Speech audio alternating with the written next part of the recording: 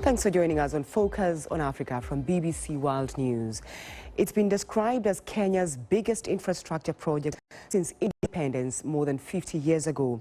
A new multi-billion-dollar railway line linking the Port City of Mombasa to the capital Nairobi has been launched by President Uhuru Kenyatta. An express passenger train will now take about 4.5 hours to travel between the two cities. The BBC's Ferdinand Omondi reports.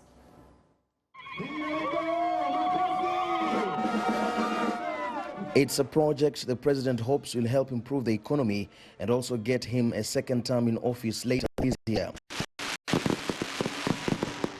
In 8 hours, this cargo train is expected to arrive in Nairobi from the port of Mombasa. Similar cargo can take as long as 2 days later by road. It's a significant improvement, and the president says it justifies the investment. Today, we see what we can achieve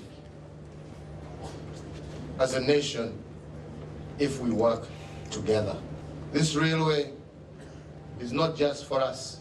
It is for the many, many generations that will come long after we are gone. The government says the project created more than 30,000 jobs since it began in 2013. Critics have said the project cost was too high. There have been claims of corruption which have been denied by the government. The standard gauge railway is Kenya's most expensive investment. It replaces the old British colonial-built railway, which is over 100 years old.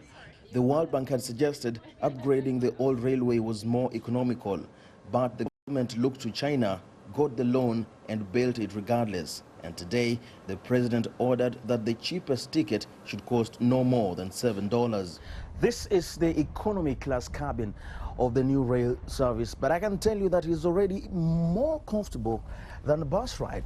In fact, we may be cruising at close to 120 kilometers per hour, but we can hardly feel it.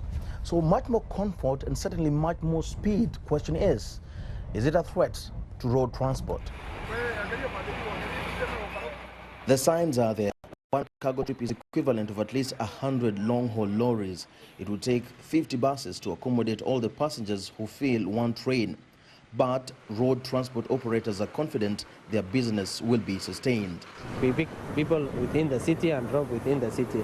There's no need of taking taxi to the city. But the train, you have to take a taxi to drop you to within the town or your destination area. Yes, we fear losing our job because as you can see, the time it takes from Mombasa to Nairobi is very little time. We have to work hard and compete with the SDR. The government is happy it has completed the first phase of the project just ahead of the general elections in August. Ferdinand Omondi, BBC News, Nairobi.